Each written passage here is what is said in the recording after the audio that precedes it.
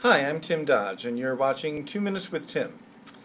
An IABNE member named Bob writes in and describes a situation where one of his insureds holds the mortgage to a commercial property that he sold to someone else.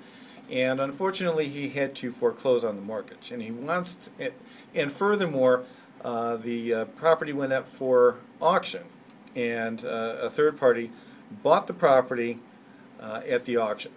Now, Bob wants to know if his insured's new buyer, okay, so the insured still holds the mortgage, he wants to know if the new buyer is covered under the previous owner's insurance policy.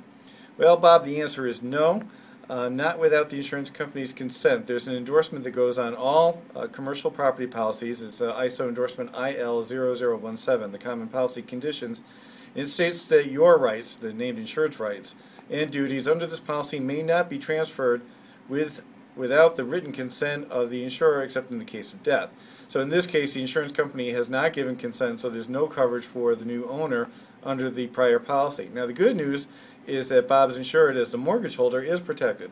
There's a specific clause in the ISO building and personal property coverage form that says the mortgage holder has the right to receive loss payment even if the mortgage holder has started foreclosure or similar action on the building or structure. So while your insured is still covered under the prior policy, the new owner is not. The new owner needs to get their own coverage right away to at least cover their interest in the property to the extent that their down payment exists. So for some period of time there will be two policies covering the property, but that's better than not having any coverage for the new owner.